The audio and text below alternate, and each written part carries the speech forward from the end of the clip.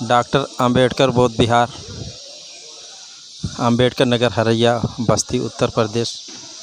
यहाँ पर अप्रैल 2022 को आप वलसाड़ से चल करके आए हैं और इस समय यहाँ पर प्रोग्राम 2 वर्ष हो गया, 2020-2021 को लोग नहीं मना पाए।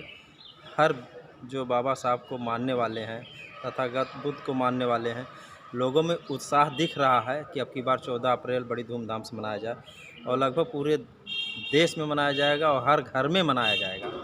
लेकिन यहाँ एक मनाने का कुछ और ही तरीका होता है। एक बौद्ध विहार है और यहाँ पर डॉक्टर अंबेडकर बुद्ध विहार, अंबेडकर नगर, हरैया, बस्ती में, और इस पर यहाँ पर आज उपलब्ध हैं आप मौके पर। तो क्या संदेश देना चाहते हैं इस बौद्ध विहार के माध्यम से? सबसे पहले आपका स्वागत है। मैं गौतम कुमार बौद्ध, रेलवे इंजीनियर, पश्चिम रेलवे, मुंबई। और ये अखिल भारतीय बाबा साहब डॉक्टर अंबेडकर समाज सुधार समिति का मुख्यालय है। इस संस्था के माध्यम से यहाँ पर डॉक्टर अंबेडकर बुद्ध विहार बनाया गया है। इस बुद्ध विहार का जब निर्माण कार्य आरंभ हुआ था, ज़मीन इसकी नहीं थी। ज़मीन का जब मांग किया गया था, ज़मीन मिला संस्था को, तब से लेकर यानी कि इसका जब पहला कमरा का नींव खोदा जा रहा था, तब से मैं इस संस्था में आ रहा हूँ। स्टूडेंट लाइफ से ही इस संस्था में यहाँ पर आ रहा हूँ। बुद्ध विहार का निर्माण कार्य आरंभ हुआ था, शिलान्यास हुआ था, पहले कमरे की खुदाई आरंभ हुई थी। यानी कि पहला जब यहाँ पे फावड़ा कुदाल चलाया गया था नींव खोदने के लिए, तब से मुझे याद है कि मेरा बचपना था, तब मुझे थोड़ा थोड़ा याद है कि मैं यहाँ आता रहता था। और आज यहाँ कई लाख रुपए का ये बुद्ध विहार बन गया है। तो बुद्ध विहार बनाने का जो उद्देश्य होता है वो यही है कि विश्व रत्न बाबा साहब डॉक्टर अंबेडकर का जो सपना था भारत को बौद्धमय करना, जैसा कि पहले भारत, प्राचीन भारत में बौद्ध था, बौद्ध राष्ट्र था, लेकिन बीच में कई स्वार्थी लोगों की वजह से हमारे इस धम्म को तहस नहस कर दिया गया, धम्म स्थलों को तहस नहस कर दिया गया। तो उसी को बाबा साहब ने पुनः भारत में पुनर्जन्म किया और पुनर्जागरण करने के बाद बाबा साहब के अनुयायियों का कर्तव्य है कि उनका जो अधूरा सपना रह गया, बाबा साहब ने जो पूरा करने की कोशिश की थी, लेकिन जीवन का एक नियम है आरंभ और अंत, तो उनका महापरिनिर्वाण हो गया। उसके बाद से उनके अनुयायियों का ये कर्तव्य है कि उनके सपने को पूरा किया जाए। इसी उद्देश्य से श्रद्धेय आर.वी. तृष्णन जी, जो कि एक बहुत ही श्रेष्ठ सम्मानीय साहित्यकार हैं, निर्भीक और साहसी समाज अग्रणी हैं, जिन्होंने अपनी नौकरी, अपने घर परिवार का बिना चिंता किए हुए कई तरह की किताबों को लिखा और इस बुद्ध विहार का निर्माण करवाया। यहाँ पे लाइब्रेरी भी चलाई जाती है, कई तरह की धार्मिक कार्रवाइयाँ होती हैं, जिससे समाज में धम्म के प्रति जागरूकता बढ़े, सजगता बढ़े और श्रद्धा बढ़े। तो वास्तव में उस बचपन से लेके और अब तक मैं नौकरी में आ गया और वहाँ पे भी जाके गुजरात में भी इस संस्था की जो ब्रांच चला रहा हूँ, वहाँ भी उसके माध्यम से मैं काम कर रहा हूँ। तो इस संस्था का मैंने डेवलपमेंट शुरू से लेके अब तक देखा है। इसलिए बहुत सालों के बाद, चूँकि मुझे समय नहीं मिल पा रहा था, मैं भी वहाँ पे धम्म कार्य में लगा हुआ था गुजरात के अंदर, तो इस बार मेरी इच्छा हुई कि मैं यहाँ पे 14 अप्रैल का मैं शामिल हो जाऊँ। 14 अप्रैल या यहाँ का कोई भी कार्यक्रम देखने के लिए बहुत ही इच्छा रहती है, क्योंकि ये समाज सुधार समिति का मुख्यालय है। पूरे भारत का सामाजिक जो क्रांति है, धम्म क्रांति है, यहाँ से संचालित किया जाता है। तो यहाँ का लोगों की श्रद्धा जो है वो बहुत पहले की बातें हैं कि जब लोगों के अंदर इतना ज़्यादा जागरूकता नहीं थी, इतना ज़्यादा लोग समृद्ध नहीं थे, सक्षम नहीं थे। तो मुझे याद है कि गांव से, खेतों से फसल लोग इकट्ठा करके उसे बेचकर, उसे इकट्ठा करके भी यहाँ पे दान करते थे। इस तरह से बहुत लोगों की श्रद्धा और सहयोग से ये बुद्ध विहार कई इलाकों का आज बन गया है। तो यहाँ पे तरह तरह की कार्रवाइयाँ चलती हैं और बड़े नियम कानून से चलता है। इस संस्था की पूरी कार्यवाही अनुशासन, ईमानदारी और निरंतरता पे की जाती है। तो इसलिए बाबा साहब का जो जन्मोत्सव है आज भारत में ही नहीं बल्कि भारत के बाहर भी, जहाँ पे उन्होंने पढ़ाई किया है, जहाँ से उन्होंने कई तरह की डिग्रियाँ ली हैं, जहाँ पे उन्हें विश्व रत्न कहा जाता है, वहाँ पे भी आज 14 अप्रैल जो मनाया जाएगा बाबा साहब का जन्मोत्सव के रूप में, वो बहुत बड़े ही धूमधाम से भारत में मनाया जा रहा है। उसी उपलक्ष्य में यहाँ पे भी 14 अप्रैल का कार्यक्रम आयोजित किया गया है और पिछले 2 साल में कोरोना के कारण से नहीं हो पाया।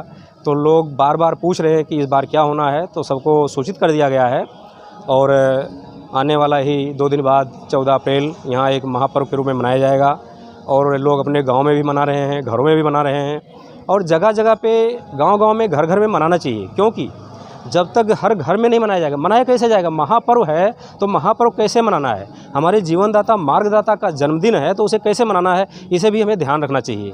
सिर्फ हल्ला गुल्ला कर देने से, नाच गाना कर देने से 14 अप्रैल नहीं हो जाएगा। 14 अप्रैल मनाने का मतलब है कि बाबा साहब ने कहा क्या है, हमें उपदेश क्या दिया है, उनकी कही हुई बातों का हम ऐसा बताते रहते हैं समाज को कि बाबा साहब ने कहा है शिक्षित बनो, संगठित रहो, अधिकारों के लिए संघर्ष करो। इतना ही बताकर हमारे बहुत सारे प्रचारक आगे की चीज़ नहीं बताते हैं। उसका क्या कारण है? या तो उन्हें खुद जानकारी नहीं है या तो जानते हुए समाज को बताना नहीं चाह रहे हैं। ऐसा नहीं होना चाहिए। बाबा साहब के पूरे उपदेश को जब तक हम समाज को नहीं बताएंगे तब तक समाज का पूरा विकास नहीं हो पाएगा। बाबा साहब ने कहा है शिक्षित बनो, संगठित रहो, अपने अधिकारों के लिए संघर्ष करो, सम्मान के लिए बौद्ध धर्म का पालन करो। धम्म क्रांति जो बाबा साहब के जीवन का बहुत बड़ा क्रांति था, जो 1956 में नागपुर में उन्होंने किया, यह बताना समाज को बहुत ज़रूरी है और यही मूल आधार है। हालांकि ये चीज़ चौथे उपदेश में आता है बाबा साहब का, लेकिन जो सबसे बाद में बताया जाता है वही जीवन के सारे सारांश रहते हैं और वही सबसे मूल आधार होता है। तो धम्म क्रांति ऐसी चीज़ है कि धम्म के सहारे ही हमारे संस्कार बनते हैं, हमारे विचार बनते हैं, और जैसा विचार और संस्कार होता है वैसा ही हम व्यवहार करते हैं, वैसा कर्म करते हैं, और जैसा कर्म करते हैं वैसा फल मिलता है। तो हकीकत में अगर हमें बहुजन समाज का सर्वांगीण विकास करना है, हमारे बहुत सारे कार्यकर्ता, बहुत सारे प्रचारक बड़ी मेहनत कर रहे हैं, दिलो जान से मेहनत कर रहे हैं, बहुत ज़्यादा कुछ बनाना चाहते हैं, बहुत ज़्यादा कुछ करना चाहते हैं, लेकिन वो सफलता नहीं प्राप्त कर पा रहे हैं, रिजल्ट नहीं पाते हैं, क्योंकि हम तरीके से काम नहीं करते हैं। तो जो धम्म क्रांति है ये सर्वोत्तम, सबसे उचित और सबसे महत्वपूर्ण क्रांति है। इसी के ऊपर सारी क्रांति निर्भर है। सर्वांगीण विकास की जो बात आती है कि हमें बहुजन समाज का सर्वांगीण विकास करना है, किसी भी एक क्षेत्र में विकास कर लेने से हमारा कल्याण नहीं हो सकता है। जिस तरह से हमारा शरीर है, अगर शरीर के सारे अंग समान रूप से विकसित नहीं हों तो हमारा शरीर पूरी तरह से सक्षम रूप से काम नहीं कर सकता है।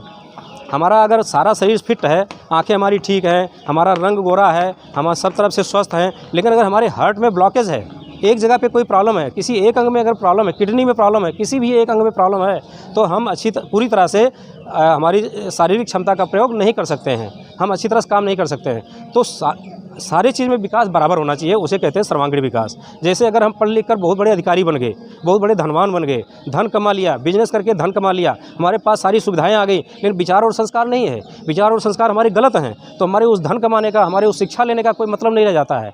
हम बहुत बड़े पद पर नौकरी करें तो भी हमारा कोई मतलब नहीं रह जाता। अगर हम हमारे तन मन धन से, अगर हमारा जो समाज का हिस्सा है उसे हम देते नहीं हैं, हम बहुत बड़े अधिकारी बन गए हैं, बहुत ज़्यादा पैसा कमा लिए हैं, बिजनेस कर रहे हैं, लेकिन अगर उससे समाज का कोई कल्याण नहीं हो रहा है, हमारे किसी बहुजन समाज के किसी भी क्षेत्र में अगर हम कोई सहयोग नहीं दे पा रहे हैं, तो वो हमारे तन मन धन का बढ़ना, प्रगति करना कोई फ़ायदेमंद नहीं रह जाता है। इसे कहते हैं सर्वांगीण विकास, कि हमें शैक्षणिक, आर्थिक, सामाजिक, धार्मिक, राजनैतिक सभी क्षेत्रों में जब तक हम बहुजन समाज के लोग विकास नहीं करेंगे, किसी भी एक क्षेत्र में हम चाहे जितना आगे बढ़ जाएं, तो एक क्षेत्र में बढ़ना विकलांगता होता है। जैसे शरीर का कोई एक अंग बढ़ गया, हमारा पेट बहुत बड़ा हो गया, हमारा सिर बहुत बड़ा हो गया, हमारी आंखें बहुत बड़ी बड़ी हो गई, और बाकी सारे अंग अगर सही हैं तो हमें कार्टून जैसा दिखना पड़ेगा, तो हमारा विकास कार्टून जैसा हो जाएगा, सर्वांगीण विकास नहीं होगा। तो सर्वांगीण विकास जब तक नहीं होगा तब तक बहुजन समाज जो चाह रहा है, भारत को बौद्धमय करना चाह रहा है, भारत में शासन चाह रहा है, पहले जैसा हमारा सब कुछ, हम बलवान थे, हम शीलवान थे, हम संस्कारित थे, भारत सोने की चिड़िया थी, जिस तरह से भारत में सब कुछ समृद्ध था, तो जो वो बौद्धमय भारत था उसे बौद्धमय भारत कहते हैं, और वही सपना बाबा साहब का था।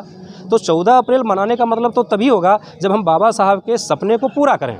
सब मिला के मेरा ये कहना है कि हम 14 अप्रैल मनाने का सही मायने में अर्थ तभी समझा सकते हैं समाज को, जब हम उनके अधूरे सपने, भारत को बौद्धमय बनाने का सपना पूरा करने में कार्य कर सकें, तभी 14 अप्रैल मनाना हमारे लिए सार्थक होगा। तो ये 14 अप्रैल जैसे मनाने का तरीका भी कई लोगों ने हमसे पूछा कि कैसे मनाना चाहिए। अभी हमारे एक साथी का फ़ोन आया था, उसमें हमने कहीं मैसेज लिखा था कि पकवान बनाना चाहिए।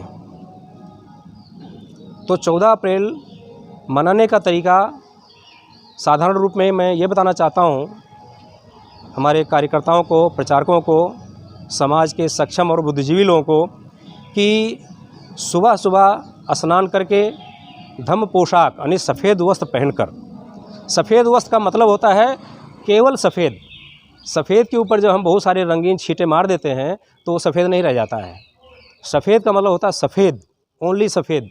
सफ़ेद कपड़ों में सफ़ेद डिज़ाइन भी आता है, लेकिन हमारे बहुत सारे लोग हैं, हमारे बहुत सारे साथी लोग हैं जो कि उसे सफ़ेद को रंगीन बनाते बनाते इतना डिज़ाइन बना दिए हैं कि वो सफ़ेद रह ही नहीं गया है। तो सफ़ेद में वो मिक्स हो गया है, तो मिक्स डिज़ाइन हो गया है। तो सफ़ेद वस्त्र पहनकर सुबह सुबह हमें घरों में, घर परिवार के साथ, रिश्तेदारों के साथ में पूजा वंदना कर लेना चाहिए। इसके बाद नज़दीक में जो बुद्ध विहार है वहाँ पे जाना चाहिए, वहाँ जो कार्यक्रम हो रहा है उसमें भाग लेना चाहिए। हमारा जो विचार है उसे वहाँ व्यक्त करना चाहिए, दूसरे वक्ताओं के विचार को ग्रहण करना चाहिए और धार्मिक स्थल में दान करना चाहिए। कुछ ना कुछ जो हमारी क्षमता है वो दान करना चाहिए, उसके हिसाब से क्षमता और श्रद्धा के हिसाब से दान पारमिता का पालन करना चाहिए। और घरों में पकवान बनाना चाहिए, घरों की सफाई करना चाहिए, रंगाई पुताई करना चाहिए, लाइट से सजावट करना चाहिए। लाइट की सुविधा नहीं तो मोमबत्ती जला के सजावट करना चाहिए, लाइटिंग करना चाहिए, प्रकाशमय करना चाहिए और बुद्ध विहार में कार्यक्रम को आयोजित करना चाहिए, उसमें भाग लेना चाहिए। बुद्ध विहार नहीं तो हमारे गांव में, हमारे क्षेत्र में जहां हम रहते हैं, हमारे समाज के लोगों को मिल के कोई भी खुली जगह पर या कोई सामूहिक जगह पर वहाँ पे इकट्ठा होकर बाबा साहब की प्रतिमा रखकर, भगवान बुद्ध की प्रतिमा रखकर पूजा वंदना करना चाहिए और उनकी शिक्षाओं के बारे में वार्तालाप करना चाहिए, विचार विमर्श करना चाहिए और एक दूसरे को अपनी जानकारियों का आदान प्रदान करना चाहिए, जिससे हम सभी लोग अपनी जानकारियों का, अपने अनुभव का समाज के हर मेंबर तक पहुंचा सकें और हर सदस्य हमारा सर्वांगीण विकास के रूप में आगे आए और सर्वांगीण विकास करे, जिससे कि समाज विकसित हो और भारत बौद्धमय बन सके। नमो बुद्धाय, जय भीम।